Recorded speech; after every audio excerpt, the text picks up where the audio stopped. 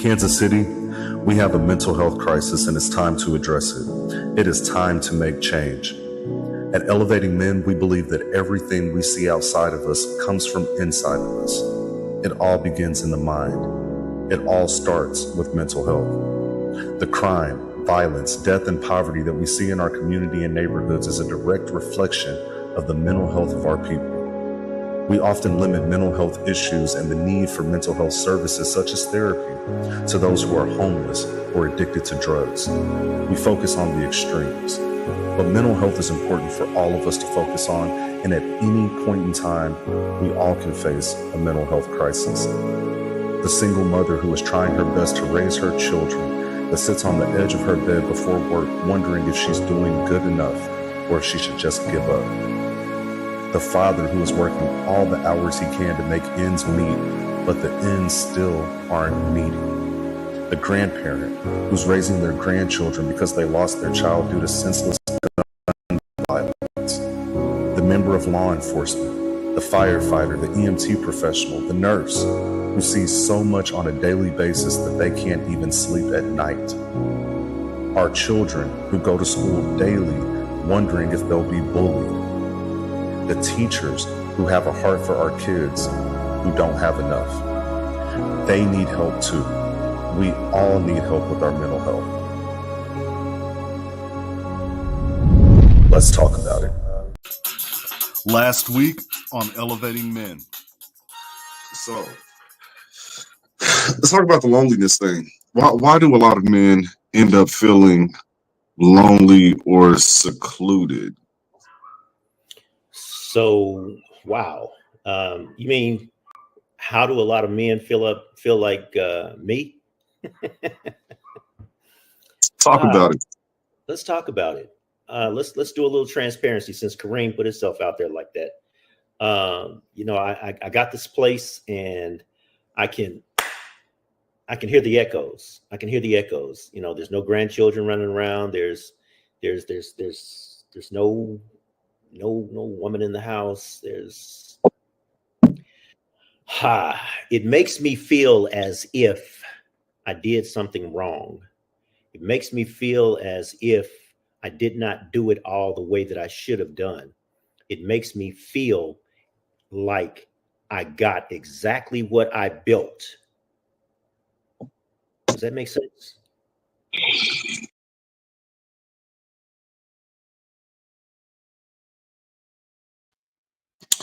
Hey, what's up, everybody? It is Monday night, and it's time for our Monday Men's Mental Health Panel.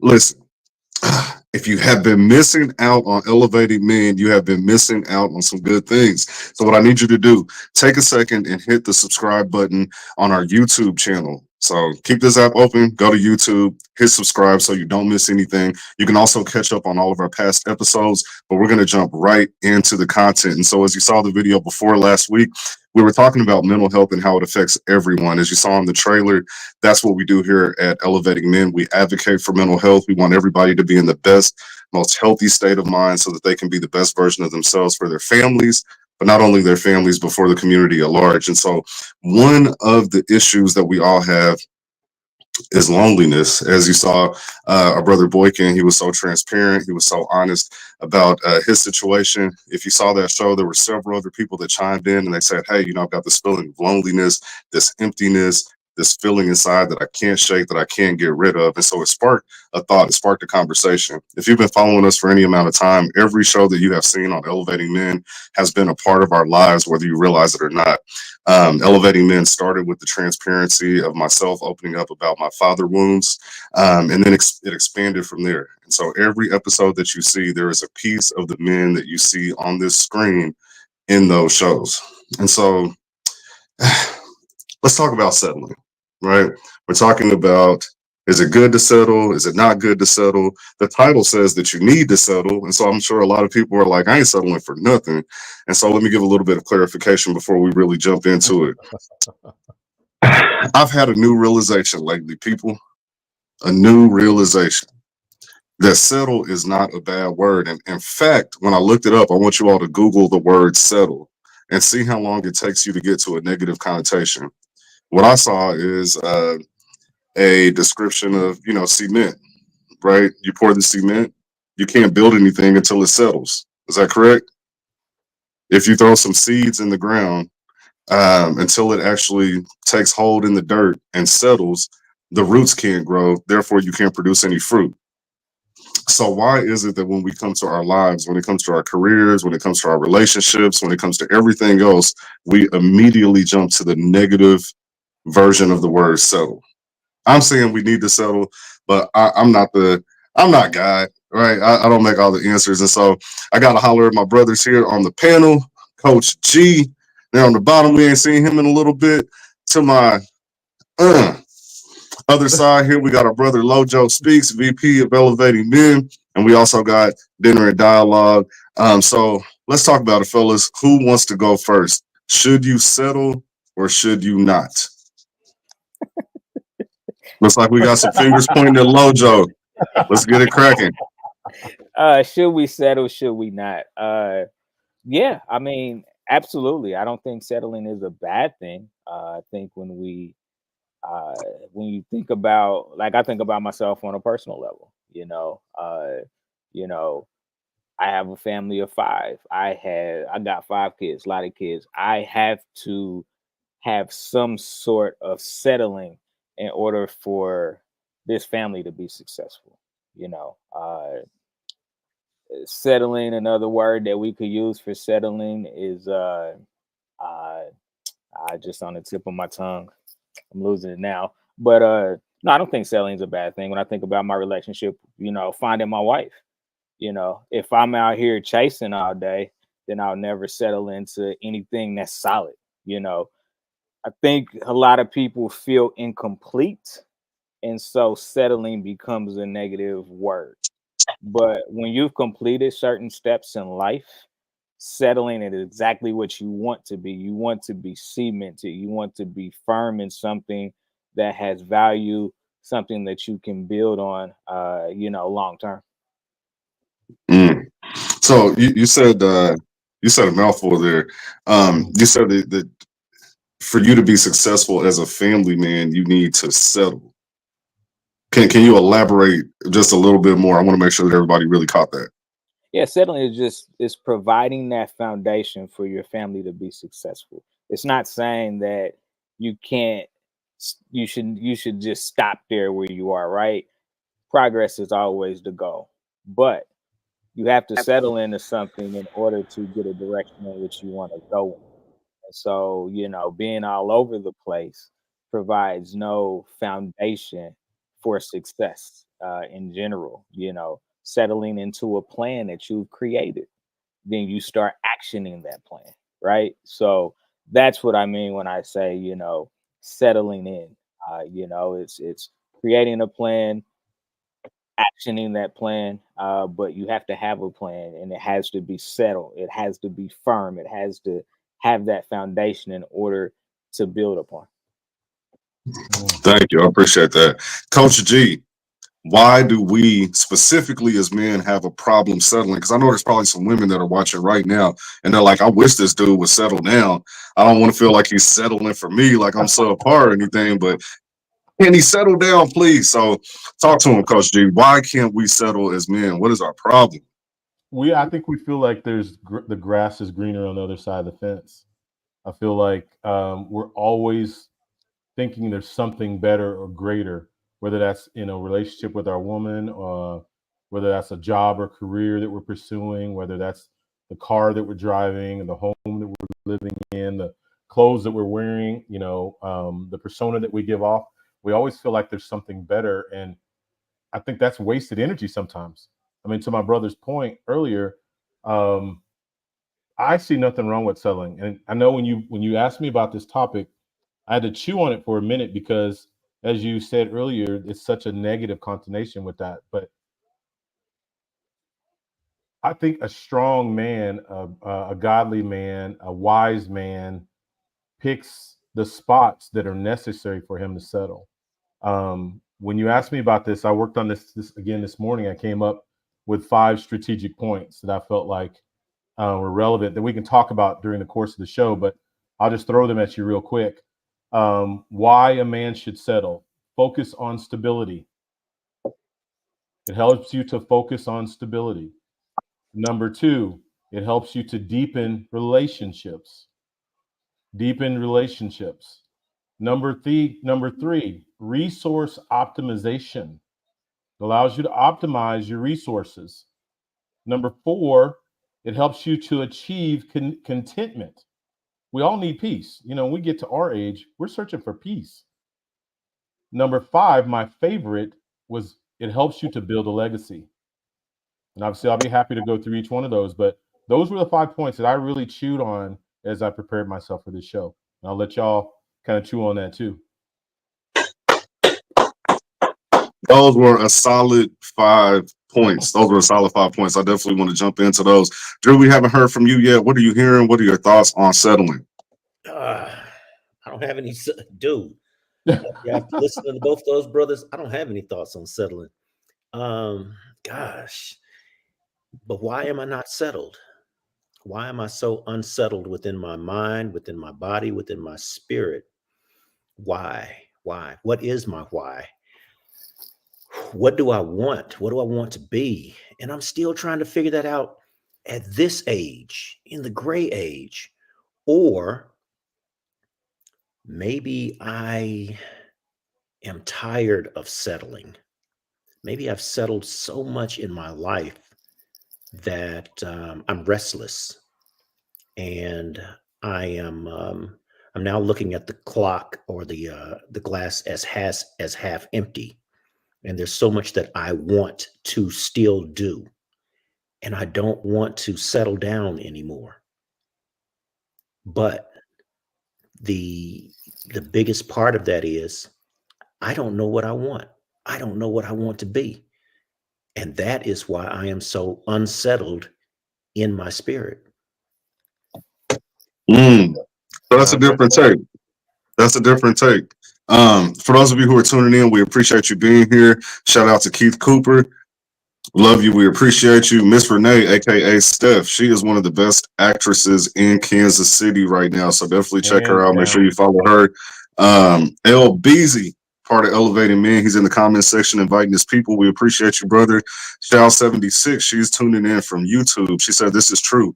Providing a stable foundation requires a settlement in order to reach the plateau of many levels successfully. We agree with you, but sister, I want to know from the people in your circle, the people in your network, when they hear the word settle, what generally comes to mind and why? If you could drop that in the comment section and add to the conversation, we'd appreciate that. Andrew, you said that you get to a point where you said you're actually tired of settling. And so I want to elaborate on that because I'm sure there's a lot of people that feel the same way that you do. May I ask, is that because you felt like you settled in the earlier years of your life, or that you did not settle and then it just left this void that says, maybe I never want to settle because at this point, like you said, I've only got so much time. Last week you had the hourglass. You alluded to running out of time. You alluded to that again. Give us some context. Help us understand. So I was supposed to be president of the United States by the time I was 27. That didn't happen. And I was still trying and striving to get there. I took a detour and I was supposed to be a lawyer by the time I was 33, and that didn't happen. And I was supposed to, be married and have kids at a certain age. And I was supposed to be something other than what I am. And every point at which I did not reach, I settled where I was. I reached for the stars and I landed on City Hall, the 31st floor. And that wasn't good enough. It just was not good enough. And it made me think that maybe I'm just not good enough. Maybe I'm not going to get what I want. I want, and I still want. And damn it, I still want. What am I going to get what I want? So you see settling as preventing you from getting what you want. LaRon L. Beasy left a comment. He said, when we talk about settling, what are we talking about? Are we talking about settling in and not progressing, or settling in for less than what you desire? And again, man, if you put in the definition of settle, you will notice that you have to go a little farther down the list to get to the negative connotation.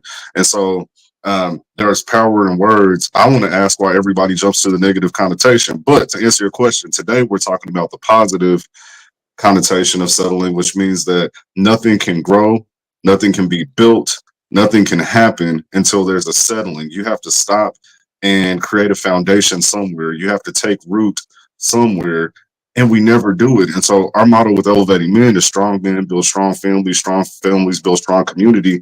Nothing is strong that isn't settled. If something's constantly moving and wavering, that indicates a lack of strength. And so let's keep talking about it. Drew. Can I tell you, like the running joke, or shall I say the wheelchair rolling joke, is that for some women, is that men finally settle down when they are oxygenated, when they got the oxygen mask on and in the wheelchair, and looking back at whomever is finally going to take care of them. Yeah. So yeah, That's true. That's true.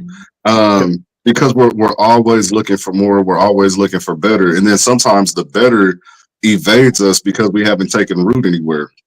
And so, why is it difficult for us?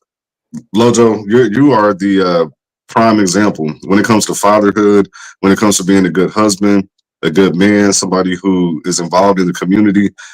Your name always is at the top of my list for sure. And so, my question to you is, how did you, as a family man, avoid those feelings or deal with those feelings of, maybe I settled, maybe I could have done this, maybe I could have done that? Like, how did you actually allow your roots to set and find happiness in that settlement? Man, that's a great question. I would say at a young age, I didn't, honestly, if I'm being, completely transparent. When I was, in my 20s, because I got married young. I got married when I was 22 years old. And I can tell you in my 20s, especially early 20s, I was super unsettled. I was wanting to do this, wanting to do that. If it was kind of that mindset that, you whatever you want to achieve, you can go out and achieve it. Right. And, I guess the negative side of that is when you're chasing so many things that you have no clear direction on where you want to go, you'll find yourself anywhere and everywhere. I came to a point in my life where I was like, man, all this chasing is getting me nowhere. Pick something that you can be successful at. And, it was staring me right in front of my face. Look at this family that you and your wife have built together. Focus there. How do you plant your roots so that your children can understand and see what hard work is about, what dedication is about? Those were the important roots to be planted because they didn't ask to come into this world. Me and my wife brought them in. And so it was important coming from a fatherless home, not for me to repeat in those same thoughts and activities that, my father did. And, we talked about this, plenty of times. My dad didn't know how to be a dad. And so it was impossible for him to teach me how to be a dad because he didn't know how. And, I simplified it so much. I was like, I've overcomplicated this and now I need to back up and simplify it. And it was in that simplicity that I found my space. It was in that simplicity that I found my footing. No longer was I concerned with being the president of the United States or, the best running back ever to play, football. That wasn't important anymore. It was, you've already created a foundation. You just need to build upon it the right way so that the next generation, that legacy that we talk about, so they have even a greater grasp on what they want to accomplish in life with the resources in front of them to be able to do that. I love it. Keith Cooper, he said, if I didn't settle, I would be in jail at this point. Another solid family man with a strong career, strong focus on community. So I definitely want to shout him out. LaRon, if you're still watching, I'd love to hear your answer to that as well. You're another family man that I respect. Man, how did you settle? How did you get rid of the negative feelings or the negative connotation in the word settle as you build your family? Andrew. So I wanted to piggyback off of what something Lauren has stated. I wanted to give a shout out to the ladies at What's the TKC. You know, I had an opportunity to share with them yesterday, and wow, ladies are phenomenal. But I said something yesterday about my opinion on how men are not present. A lot of men are not present, and I made that clarification that not all men, because there's two men that I know of right now, Lauren and LaRon, who have chose to grow their foundation. But I was giving this example of men who think in tomorrow and always looking to get to tomorrow, and they were not grounded. They were not present. You know, I'm always dreaming. I'm that guy. I'm always dreaming about where I want to be versus accepting, understanding, and fully being exactly where I am before I take my next step. So that is probably why I am still unsettled. So both of you use the word accept in different contexts. I see you, Coach G, real quick, brother. So both of you use the word accept. Lauren, you said that I accepted that I was not going to be president of the United States, and so I chose a path and I went forward. Andrew, you just used the word accept again. So my question is, does accept mean to lower your standards? No, accept means for me, accept means to kind of like respect, meaning you fully see exactly what's presented before you. You don't add anything to it. You don't take anything away from it. It is exactly what it is, and you accept it for exactly what it is. It's nothing. It's nothing more. It's nothing less. It's exactly what it is. Coach G, as you move into your comment, would you mind answering that question as well? Does accept mean to lower your standards? No, I think you come to terms. And what I mean by that, there's a peace that overcomes you or overtakes you in that situation. Maybe what was important to you a year ago, 5 years ago, 10 years ago is no longer important because you've settled into a better place of peace. I definitely want to address AB and man, I think you, when you articulated that, you remind me so much of myself. And I would call that the journey of a warrior, where I was unsettled, successful, 2 six-figure businesses, happy family, minister, doing great things in life, running a basketball program. But I was always seeking more. And then I went through, starting with COVID, 3 to 4 years of the worst time of my life. Again, I call the journey of a warrior, where everything that I built for 30 years, I lost. 34-year marriage, divorce. Both my parents dies within a year and a half of each other. Lose both businesses within 6 months. Lose my sons because of the divorce. You know, I'm the minister, man of God that's teaching we don't believe in divorce, but then I divorce. Everyone who was near and dear to me that supported me walked away and turned their back. But I would say today, Gary 2.0 is a better version of myself because I have settled. I've taken time back to, so like where you're sitting now, where you're talking about the fact that you're alone in home. Some might say that's darkness, but I've learned that there's jewels along the journey in the darkness, that there's lessons that you can learn only when you sit in a place of darkness or silence or solitude, where there's no noise. You know, how you clapped earlier and you said you hear the echo. Sometimes that's the exact best place to be, which helps you settle because it brings such a clarity and a peace.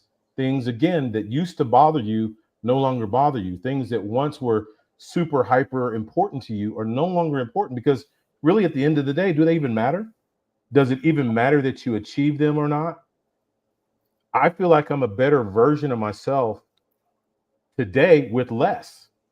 I don't have 2 six-figure businesses. I don't have a 34-year marriage. I don't have some of the things that I used to have, but I sit in a place of much greater, intense peace now. Things that are important to me, that were once important to me before, I have a different standard. I have a different outlook on things. I'm in a greater peace, and I think the man who settles is a man who sits in a place of peace. Mm, mm. Wow. Wow. So there are different areas that we can choose to settle in: career, relationship, settling into a certain part of the world. You know, this is where I'm going to build my roots. I'm going to build my business, my life here in Kansas City. Um, what is the most difficult area to settle in for men? Oh man. Work. Okay. All right. Lojo said work, Yeah. relationship, Drew. Yeah, right. Work. Gosh. Felicia Rashad or Debbie. Gosh. I love Drew. I love that brother. Dang. Okay. So we got two relationships, one career. What's your vote? Let's What's your vote? what's that? What's your vote? Relationship. Okay. Yeah, yeah. I think for most men, that's the most difficult part. I think there are many reasons. I think that when we're young, options, too many options. And so, you know, you connect with a woman and then you're like, well, maybe this one over here is a little prettier, or maybe she's got a little more together, or whatever the case may be. It prevents us from being able to make a decision and grow roots. I agree with Lauren too. You know, there's that what they call it shiny ball syndrome. So you're working on a business, you're moving forward in something, and then you see this shiny object over here that you think may get you there a little bit quicker. So now you're jumping ship and you're trying to start something new, thinking that you're going to end up in a better place. But the only thing that ends up happening in relationships and when it comes to career is you jump and you jump and you jump, and because you've never settled, you don't create any momentum, you don't create any longevity in anything, you don't learn from your experiences and improve, and so you basically end up in the same spot, jumping laterally and no forward movement. Yeah, yeah. And what I meant when I said work and I talked about career, you know, society still defines a man in a lot of ways by what he's able to contribute from a financial perspective, right? And so, you know, even in our own homes, you know, the pressure to bring home the bacon sometimes can be overwhelming when you're not in a place where you're doing it consistently, or you know, if I think for a lot of us is it's still sometimes just not enough, right? And so that pressure becomes so overwhelming. And you know, for me on a personal level, I looked at work as a way of defining who I was. And it took me a while to realize that what I did for a living didn't define me as a man, as a father, as a human being. That was just what I did to make money, but it didn't define me.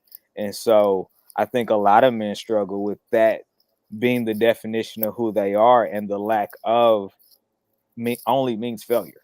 It's one thing, it's either success or failure. And when you feel that failure, you begin to try so hard to keep climbing and climbing and climbing. And it, you know, when you have that feeling that it's always going to be outside of your grasp, then it leads to, you know, anger issues that you bring home, or it can lead to depression where you separate yourself from everybody around you that loves you and cares about you. So that's kind of what I meant when I talked about work being that thing. So That's so good, brother. Warren was using a very powerful word in that what he was describing, and he kept saying it, like it does this and it does that, or it makes you feel. And forgive me for butchering what you were saying, but for me, that it, which is outside of me, that it was my defense mechanism or my rationale for not accepting that I was the it, that I still am the it. Mm-hmm. I did not accept me. I did not accept that I was good enough. You know, the car that I'm driving, it's not good enough. Well, it's not good enough because, and that because actually starts to tell why I don't like it, what it's not doing for me. The job I have is not providing enough for me. And if I get deeper into it, those provisions that I'm still longing for, that I'm still empty inside. That woman that I have on my arm, she is not. Everything outside of me is indicating to me what I'm still searching for inside, what I still have not accepted all of who I am. Does that make sense? Yeah. Yeah, so we're back to that word acceptance, and so I think there's something there. Our brother Corey, thanks for tuning in. People check out his platform; he has great conversations as well. He's been on Elevating Men a couple times, and so we appreciate him tuning in. He said there's a fine line with settling and acceptance. It can be peace, but it can be complacency. Also, my question, as it relates to acceptance, is it easier to settle into something once you feel accepted? Is a lack of a feeling of acceptance part of why we don't settle? And so there's just a little more context. And I see you, Lojo. I see you. For the audience, when you don't feel, as a man, you don't feel like you make enough money, you can't provide in the way that society accepts. It makes it harder for you to settle into that career path. Maybe you have the lady on your arm, but you don't feel that the people around you accept that relationship or that woman, or maybe they say, hey, dude, you know, you could do a little bit better or whatever. Does it make it more difficult for you to settle when there's a lack of acceptance? Lojo. When you said that, the word that came to mind was validation. Right. Validation. I think it's harder to accept when you haven't been, when you don't feel validated in some capacity. You know, you think about a young man that grows to be a grown man and his father never validating him, or a husband who doesn't hear validation from his wife that he's doing something good, even if it's just one thing. And so validation, I think, is super important just from a human emotional basis in order for us to feel acceptance. Good point. Good point.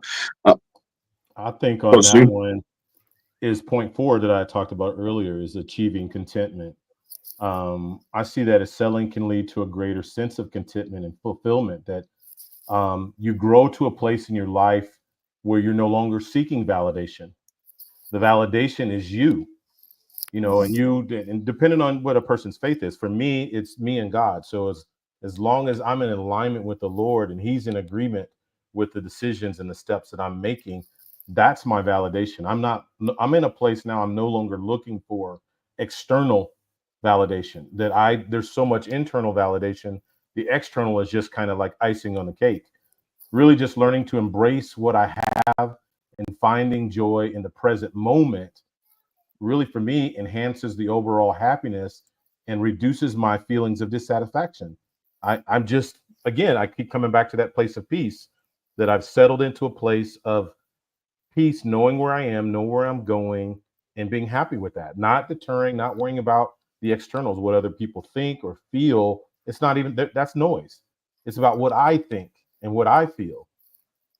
And when I step outside, we need to talk about how we can all get there. Before we do that, we got a really quick commercial break. For those of you who are tuning in who have a small business or a project or an organization, I want you to consider donating to Elevating Men, because we are allowing our donors an ability to take advantage of advertising on the Elevating Men network. And so before we go to our commercial break, we got one of our brothers with Elevating Men, Mike Patton, personal trainer, fitness celebrity. In my eyes, most definitely, he knows what he's doing. And so if you need his training services, make sure that you reach out. We're going to have a very, very quick commercial break. If you just tuned in, we are talking about, should you settle or should you not? Is it a good thing or a bad thing? After this commercial break, we will be right back. You're tuning into the Fitness Way, Mike's Way. So you better get ready.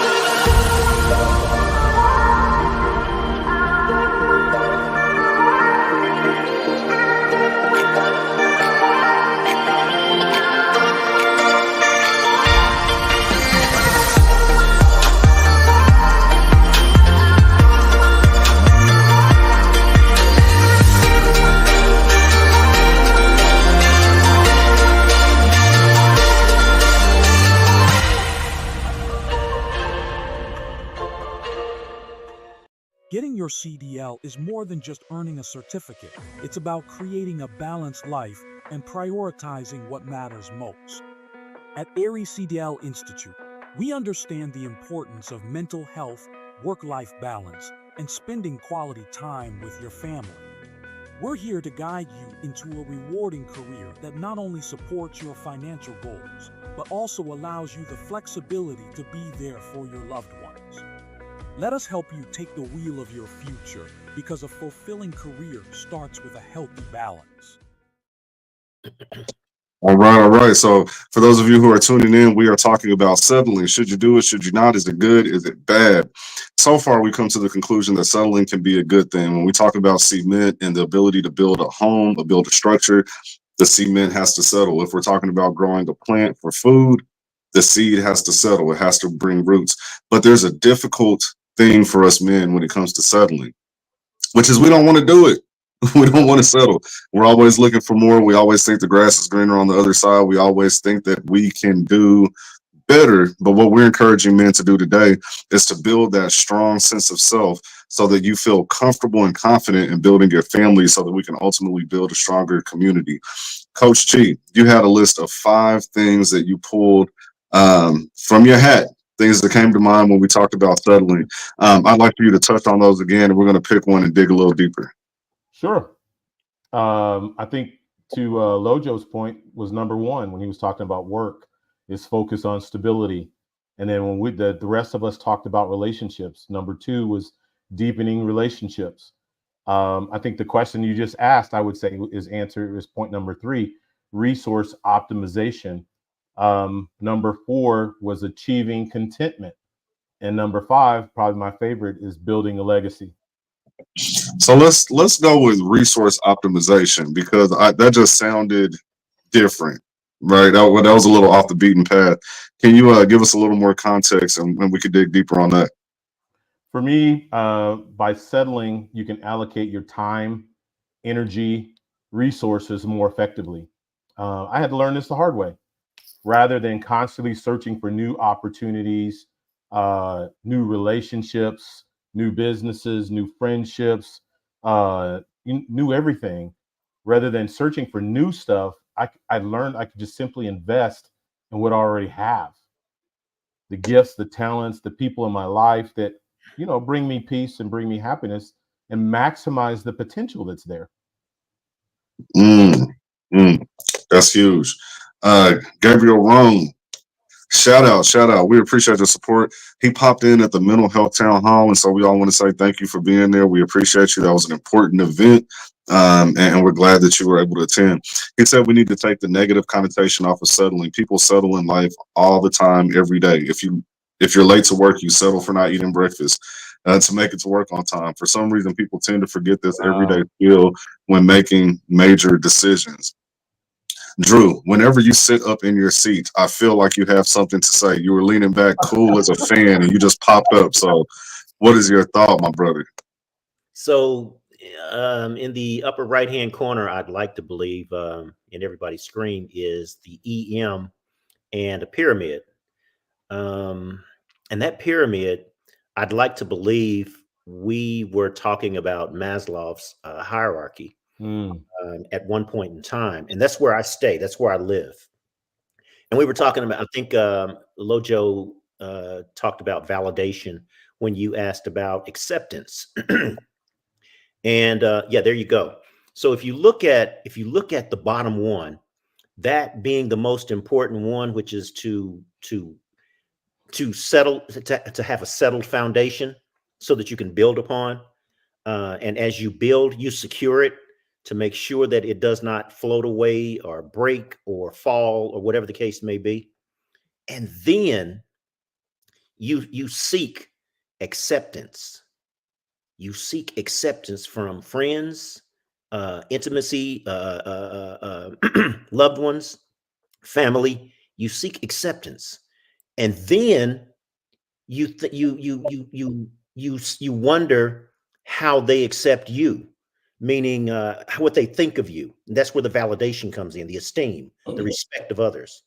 And then you begin to feel yourself that you now are and you have something to pass on, as Gary talked about, that legacy. What I'm hoping is that we will understand that many of us have things out of order. We're seeking to be respected, which is the fourth one, meaning, hey, my peers, everybody, hey, you got to respect me because this is who I think I am, which is number 5, but I'm not sure of who I am. You know, I have no self-actualization. I don't know my actual self. And then what I'm trying to do is I'm trying to fit in and be accepted by various circles. You know, I don't have to say anything. They don't have to say anything about me. Just let me stand in the room because I don't want to be alone. Right. So that's where that acceptance is. So we're working from the top down, which is totally backwards, and we have nothing to stand on, and we can't secure anything.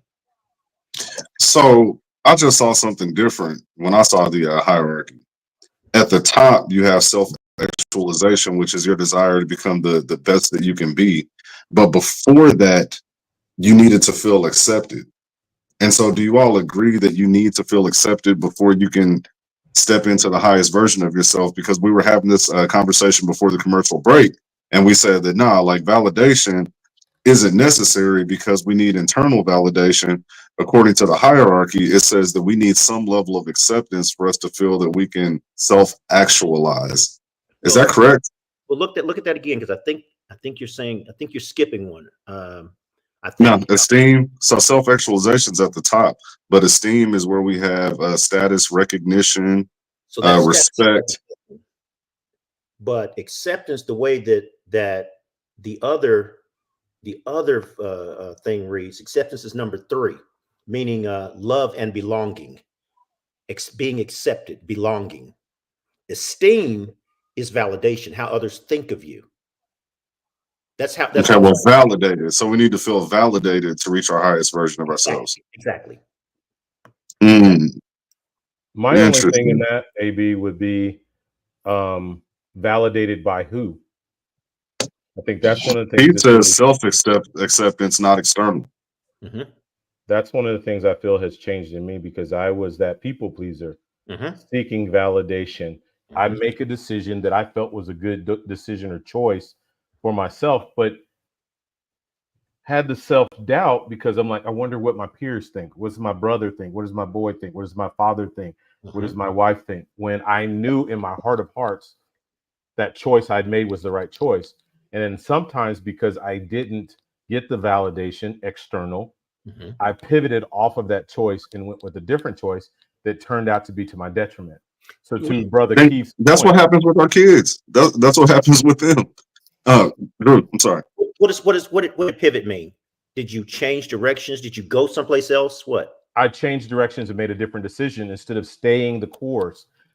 To what Brother Keith is talking about here, had I stayed the course and trusted myself, my internal validation, which now sometimes I don't necessarily trust all of my choices and decisions. I've really in a dependence, not when I say dependence, don't take it as codependency, take it as interdependency on the Lord. I've partnered with the Lord that, okay, now help me make decisions. You are God. Let me sit next to you and co-create life for myself. When I heard you say, people please, okay, what popped into my head was, I think that I have this gift. I think that I am. That was my self-actualization. So I'm taking myself around these people, attempting to please them to gain their acceptance of me. And if I get their acceptance of me, then maybe I will be around them and they will surround me and I will feel safe. And as I'm feeling safe, now I can figure out what I want to do or build. Do you see how that went from top to bottom, which is, you know, not build, not secure, not believe in self, not be accepted or accept however others see you, and not accept exactly who you are? I kind of see that as a self-image of yourself, and you're going around trying to get others to see what you think you see in Mhm. yourself. Am I saying that the same way you're saying Yeah, that? yeah, we're going from Uh, top to bottom. yeah. Mm, Shell 76. I settled for a lower salary to have more time to build a solid foundation for my passion, providing care for the disabled community while maintaining mental balance. One, we want to thank you for the work that you're doing. That's important work, and so we commend you for that. But I settled for a lower salary to have more time to build. And so the point that Gary made was that we're able to conserve our resources and use them more effectively once we've Yep. settled, because we're not spread so thin trying to do so many things. Lojo? You know, when you talked about resources and things like that, the very first thing that came to my mind was we always feel like we're in competition with each other. Come on, brother. Come So on. when we do Say that, the dirty word. our resource is right next to us, but we're competing with the resource that can help us get something, to that next place that we're trying to go. Because it's that, well, you know, it's kind of that snake in the grass or crab in a barrel mentality where, you know, we're trying to pull each other down because we're afraid of being left behind, Mhm. right? That's And powerful. so, this whole thing right here is a direct reflection of laying down our swords and saying, let's work together instead of working against each other. Let's work in parallel because we have a common goal, a common thought, a common dream, desire that we want to attain. So, how do we support each other? How do we leverage each other, utilize each other as a resource? Because ultimately, when you're able to do that, everybody gets something great out of it. Everybody is at a place of peace or contentment. And it also teaches us the value in relationships. And when we learn that connectability, we understand the value of how we connect with one each other, with Mm. each other. So good. So good. Mm, I think mm, Lojo speaks, man. You just articulated point five, building a legacy to me, where that man settles uh, and allows the chance to create a lasting impact in your community or your field or your family or whatever it is that you're engaged in. You dedicate yourself to a cause, a career, your family, which obviously you've done a great job of, where you can leave a meaningful legacy that influences future generations. It's not about what is here today. Our job, I like with my boys, my ceiling should be their floor. And I think if all men lived with that mentality, my job is to do as much as I can to raise the ceiling as high as I can, knowing that that's my sons, the next generation, that's their floor. And if they mhm. have that same mentality, think about, let's make it personal with our race. Think about what black families would look like if men today forget our mistakes and all the things that we've done wrong. This is a challenge from Elevate Men today. What if we started right here, right now, today, with that mindset and said, you know what, my job before I expire off of this earth is to set a ceiling so high that my children is their floor, and I set an expectation, I set a standard, and they build upon that. What would the black community look like? Mhm, mhm. It would look like the mission of elevating men, where strong men have built strong families and strong families have built strong communities. So we have a better world. That's Yeah, what I I mean, see. That's what I and, see. and and it's crazy because I can say with 100% honesty, and not necessarily in a bad way, but just me being honest, I am jealous of where I see my kids going because That's awesome. That's I'm awesome. like, man, like y'all got it made.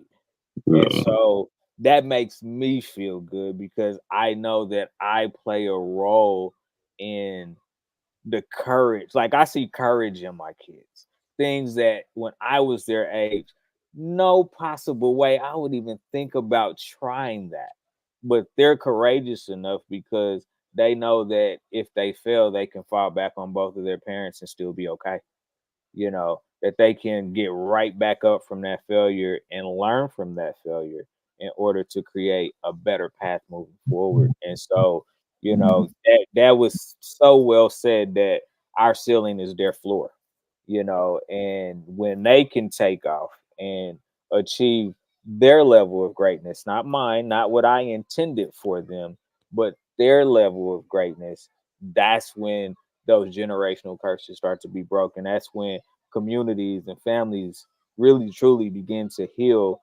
And you know, I've accepted that it, like Dr. King said, I may not be here Come when on, man. Come on. we get, you know, Come when they on. reach that mountaintop, Come but on. I know that I helped plant that foundation, and for me that's good enough. But Lojo, Mm. we in this group, we got to give you your roses while you yet live, because your kids are able to do that. You're able to be live on camera now and say the things you said because you have done your job. Well done. Well done. Well Appreciate done. it. Well done. Appreciate it. So honor you, my brother. Thank you. Yes. Absolutely. So Lojo actually touched upon something that, and I don't want to bring a negative connotation to this, but he said, I'm actually jealous of them. What happens when, and he said something like generational curses. What happens when we actually find out or accept that the generational curse, meaning that curse that preceded us, that generation is no longer here. We are the curse. And if I'm jealous and I don't recognize it, if I'm jealous and I don't understand it, if I am lazy, if I am lustful, if I am all these things, I talked about some of these things with the ladies yesterday in What's the TKC about my internal pains, that if I am not aware of them, if I'm not responsible for them, I am going to put something into motion even in that moment, because that ceiling or that floor, it could shift just as soon as I just give up or fall or forget what I am. I am a floor. And we talk about that 0 to 20, 20 to 40, 40. We talk about that. And, you know, knowledge of self is so important. And when you can give someone the opportunity to explore so that they can understand who they are, because understanding who you are is a journey, right? Mm-hmm. And when you can give a child the opportunity to explore, that 20 to 40 doesn't no longer has to be anxiety filled, because from 0 to 20 you were able to discover, you were able to explore who you were, the good things about you, the bad things about you, to work on some of the things that you want to improve upon, so that when you hit that stage of adulthood, the foundation has been set, you know, and so you can walk into a different type of lifestyle. When you give that child, oh gosh, I got to start listening better. When you give that child something, oh gosh, what did you say, Lojo? When you give that child a foundation, or Give them foundation and the ability to explore, to find that was themselves. powerful. So imagine if we gave that to a 40-year-old who is just finding out that I am no longer that 5-year-old that is bound by my by all this, that's all of my yesterday. I am no longer that 5-year-old that I'm still holding on to. You know, this happened to me, and therefore that's why I am. Imagine if we gave that 40-year-old and that 60-year-old that opportunity to find themselves, accept themselves, and be accepted, and understand that love starts exactly when they are ready to receive it. You know. Yeah. So, AB, that was me, bro. You're talking about my life, except not 40, 50. You know, I went through that 3 to 4 years that I talked about, and which I call the journey of a warrior. But that's where I find myself now. Exactly. That's, and I think the last piece of that pie for me was my number 2 that I didn't talk about, was deepening relationships. Committing to a particular path in my life and partnership allowed for deeper connections Settling can foster trust and intimacy, leading to stronger bonds with family, friends, and partners. It put me in a place to be ready to receive. So like the partnership I'm in with right now, had I not gone through some of the processes I've gone through, I wouldn't have been in a place to settle for this. I would have been looking for more. But because I'm settling in it, I've entered into the greatest or the deepest relationship I've ever encountered in my life, a relationship that brings nothing but peace, alignment, love, agape love. There is peace in settling. I love it. Shell 76, we appreciate you commenting, having a conversation with us. She said the one who plants trees, knowing that he will never sit in their shade, has at least started to understand the meaning of life. That's what Lojo talked about. That's what Coach G talked about. Legacy, generational impact. All of that begins with settling in and growing something. And so I want to give you all a quick preview of next week's conversation. We're still going to be talking about settling, so we want you to tune in. We're going to carry on this conversation, but we're going to focus more on what I feel to be one of the toughest areas for a lot of men to settle. Not all, but a lot. And that's when it comes to women and relationships. We got the author of 10 Reasons Why I Refuse to Say I Love You, AB, Dinner and Dialogue. He was representing himself as well as the Elevating Men on What's the TKC just yesterday.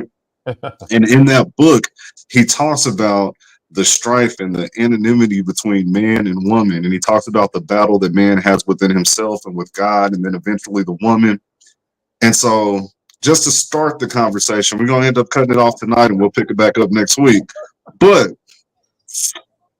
with all of the things that you put in that book, all of the strife that a man can have in a relationship, what is it about us men that makes us think when we move to another pasture, we see that green grass, that it's not going to turn yellow just like this one did? Why do we think that there's something different? Why can't we settle when it comes to women and relationships? What's your take on that?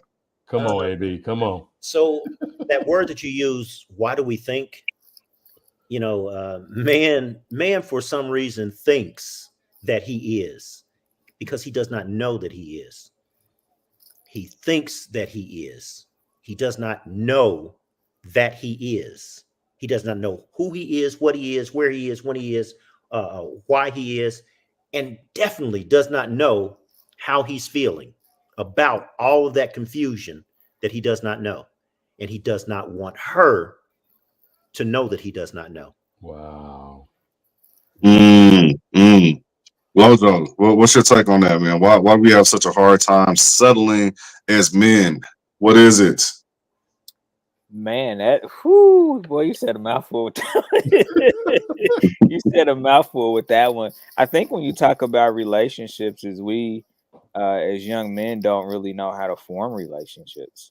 And so when we start extending that to a species that thinks and operates differently than we do, when we're already in conflict with ourselves, we're just adding more conflict because we haven't settled in who we are in order to be strong in who we are, in order to articulate who we are to that partner that we're trying to build a foundation with, because we don't have knowledge of self in any capacity.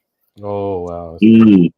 And I would say because we don't have knowledge of self, we are always looking to self-soothe because, man, like, I don't know who I am. I don't know where I'm going. I don't know what I'm doing. My mind is idle. That's the devil's playground. Oh, play. Yeah, let me play with her and her emotions and her heart and her body and everything else. And so I think that a part of it has to do with when we don't have a plan, we don't have a direction. We feel useless. When we feel useless as men, we self-medicate. And one of our favorite medications, unfortunately, tends to be somebody's daughter, somebody's mama, somebody's auntie. Oh, man, that hurt. Re-embodied mind of mine. So you've seen him on here. We call him Big Unc. His mama call him Marcus. He said, I don't think we think we're not the problem. Larnell Gregory Jones, that's one of our brothers from another mother, but that's actually Lojo's real brother by blood, by relation. He thought that was funny. So Marcus said, one, why even settle? Why choose less? I don't want to settle. I want to choose to grow with someone. Okay. So he says that settling is a bad thing and he does not want to settle. We're going to unpack all of this next week. We're going to pull everything out of the box next week. Coach G, what are your thoughts, man? Relationship settling. Why is it so hard? Why is it when you have a good thing, you're always looking over there? Why? I think it's insecurity. I think it's the unknown of our own feelings. We have no idea how we feel and what we think. Is it real? Is it should I think more? Should I think less? And I think we don't know how to be vulnerable. Women seek, I think vulnerability to a woman is attractive. And a man that can't be vulnerable, tells her you don't know yourself. I hear women say that a lot. They say men today are emotionally unavailable, and it's a turnoff. It is unattractive. Gabriel, the Don, he said men are taught to play roles and not taught to be entirely humans. Father, provider, protector. I'm that dude. I do this. Be an entire person. Yes.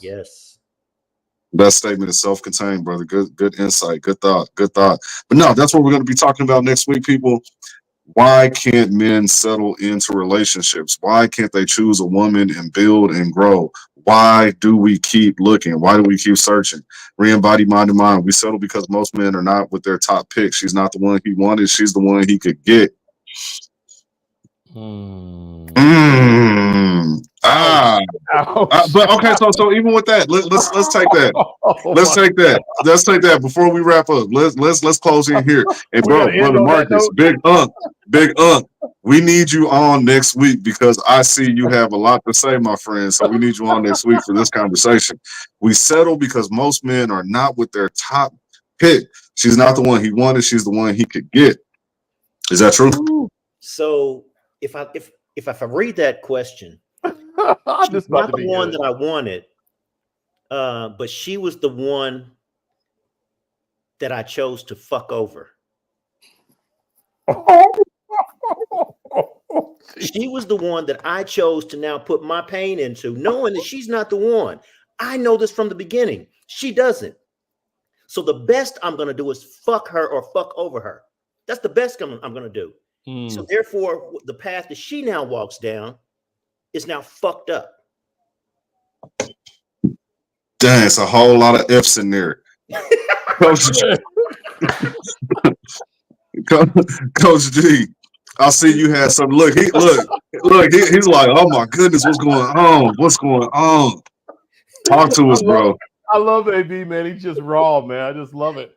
I don't even know what to say to that, bro. I'm still chewing on that. I'm like, dang, brother, dang. Big Hunk, you can get me back next week. My bad, buddy.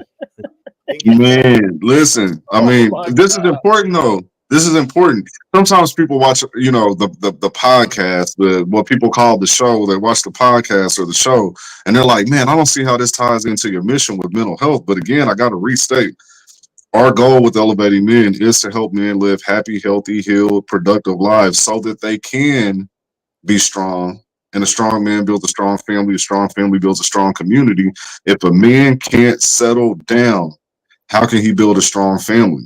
And so he's saying that most men don't get their top pick. They settle because they only get who they could get. And we need to unpack that because I'm just wondering what's going on. Gabriel says, I'm going to be the devil's advocate. Part of the reason why women be so heartbroken is because they settle for that dude and he still fucked them over. Ouch. I'm gonna say something right quick. Let's go. So we gotta be real careful about the phrase top pick. You got in a committed, happy relationship, you were going to settle for an imperfect person because you are an imperfect person.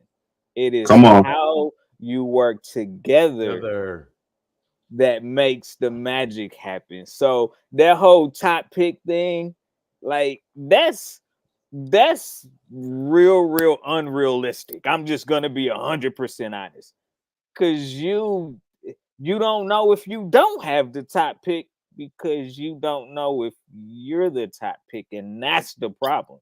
It's not her, it's you. Yeah. And so you out here chasing, and she Hmm. could be the top pick, but you probably just wouldn't know because you don't have enough knowledge of self to be confident enough in you to understand if she is or if she isn't in the first place. And you don't have a plan that says what criteria your top pick needs to, what boxes do they even need to check? Right. Right. So when we don't have a plan, we generally go for the easy things like, I like this type of woman as far as attraction. Like I had a conversation with my boys, this is a long time ago. What kind of girl do you like? Just blank statement. I ain't lead them with anything, no context. They started describing physical attributes. I Big like this booty kind of Judy. hair. I like this skin tone. I like this body Yeah, part. I like, big booty Judy. you know what I mean? Right, right. Everything was surface level, external. Well, what about her intelligence? Like, does she get good grades? How does she treat you? How does she make you feel? None of those things came into play. And I think that there's a lot of men in our 20s, 30s, 40s, 50s, 60s, same thing. We're still looking for external attributes that have absolutely nothing to do with our plan because we either don't have one or we aren't taking it seriously. And so, look, I don't know what boxes I'm trying to check. And so, therefore, the thing in my pants checks the boxes for me. Dude. But guys, I think when we come to that point of understanding that we attract a different version of woman, and I think as Laurent said earlier, when we realize self and we set those goals or we set that model for ourselves, we stop attracting the chicken heads. When we mature ourselves and look in the mirror and deal with ourselves, we start drawing a more mature, more stable minded woman. Yeah, Mm. yeah. I found my mate when I wasn't looking. Ditto. I wasn't even looking. I was done. I wasn't looking, and magically she appeared. So Yeah. maybe that's how you get your top pick. Maybe they just magically appear when you ain't looking for 'em. So let me ask you this. Let me ask you this. My married brother, how did you know she was the one? How did I know she was the one? She brought me peace. Come on. That's how I knew. She brought me peace. Come on. And I 'Cause you- knew I trust me, I knew that some days it was gonna be rocky because she wasn't feeling peaceful, therefore the house wasn't gonna be peaceful. But a majority of the time she brought me peace. And that's what I was looking for. One of the most important pieces that I was trying to check off was, am I at peace with myself? Am I peaceful when she is in my presence? Like that's what I Bro, was looking for because wait I a had minute. just came out of Come on. a non-peaceful relationship. And so I wasn't trying to go back into that. Come on, bro. You So preaching. bro, you are on something here. For the ladies who are watching and they're saying that I want to be this man's peace, what does that even look like? If you were to advise your daughter and you said, daughter, be his peace, that's how you're going to get the man that you want, because there's two sides to this equation. And I've heard a lot of men say, oh man, I felt so peaceful with her and that's how I knew she was the one. I've heard that so many times. How does a woman become a man's peace? What is that?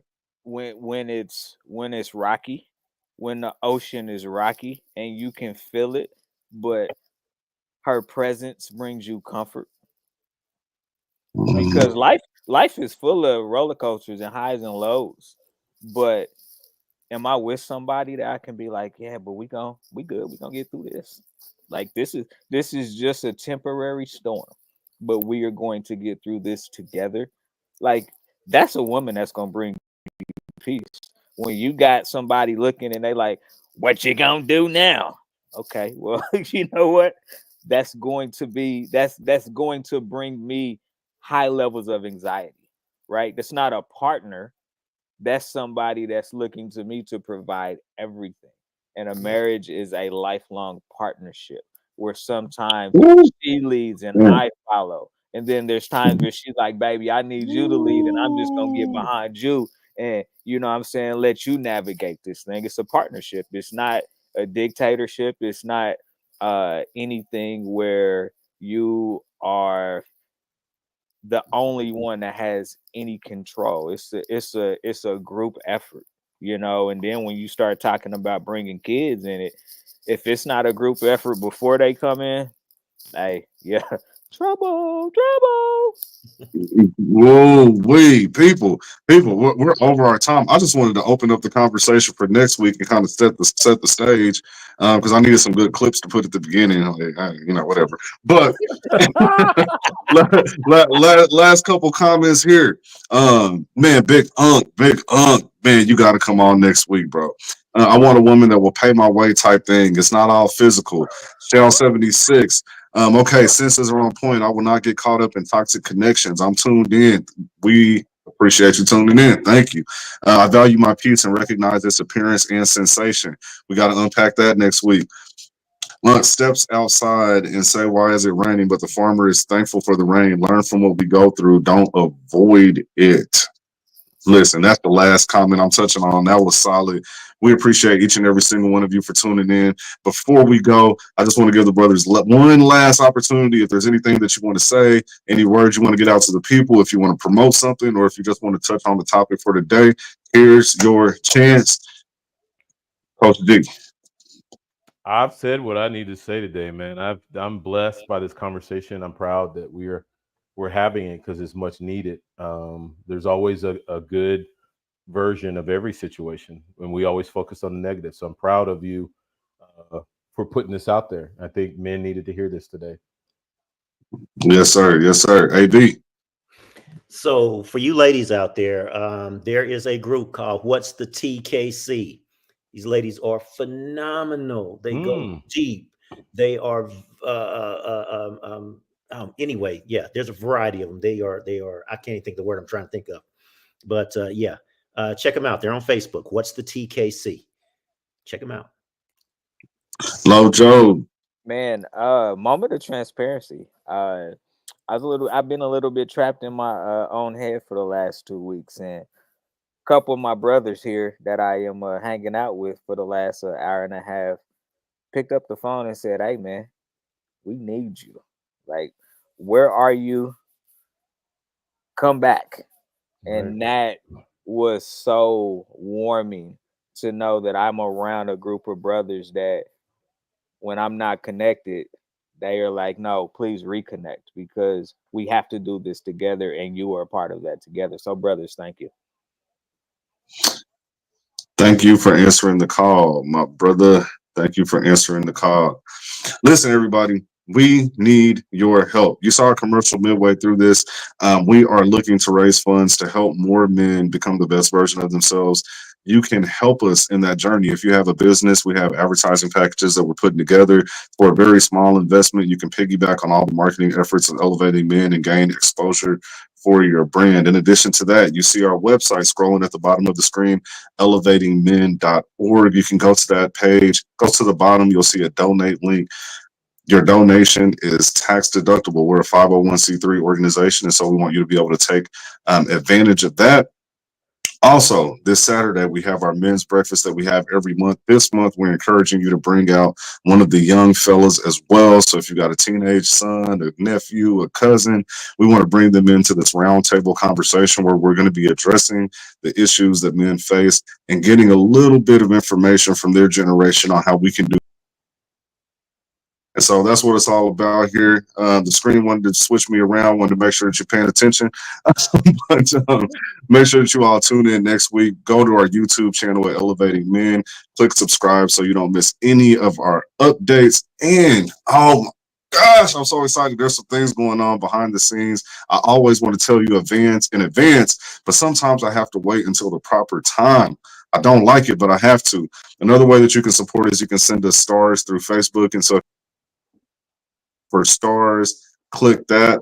Let me make sure I'm not forgetting nothing. The mental health town hall. So we do have our next step that has come from that. And so we want you to stay tuned. It was a wonderful event, a lot of good takeaways, a lot of good information, and we are working to create change. That's what we're doing here at Elevating Men. But again, thank you all for your support. We appreciate you tuning in tonight. We want to see you next week where we will continue this conversation on why you need to settle.